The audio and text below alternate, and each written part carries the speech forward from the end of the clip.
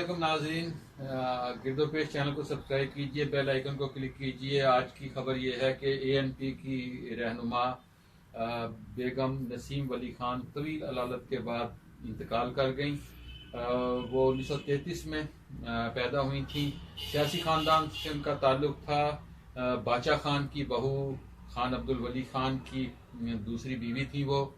उन्होंने खान अब्दुल वली खान की ज़िंदगी में सियासत में बहुत अहम किरदार अदा किया।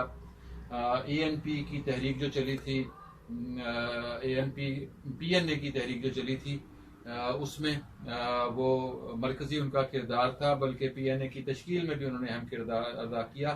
पाकिस्तान कौमी इत्तेहाद के मरकज़ी रहनुमाओं के साथ उन्होंने मुल्क भर में भुट्टो साहब के खिलाफ तहरीक चलाई, जिसके नतीजे में भुट्टो हुकूमत का खात्मा हुआ। बेगम नसीम वली खान के बहुत से मुतनाज़ उमूर भी उस ज़माने में प्रेस में आए। शेरबाज मिजारी के साथ उनका स्कैंडल सामने आया। फिर लंदन से एक चोरी का मुकदमा उनके हवाले से आया कि जी उन पर चोरी का इल्ज़ाम आयद किया गया।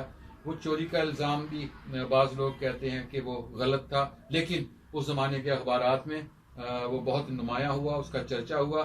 फिर असफंदियार वली उनके सुतेले बेटे थे।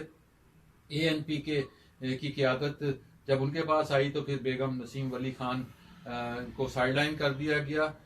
वो 4 मरतबा सूबाई असम्बली की रुकन मुंतखब हुई और उन्होंने खैबर पख्तूनख्वा जैसे इलाके में, पसमानदा इलाके में रहकर और रिवायती इलाके में रहकर उन्होंने पहली मुंतखब खातून रुकन असम्बली होने का एजाज़ हासिल किया।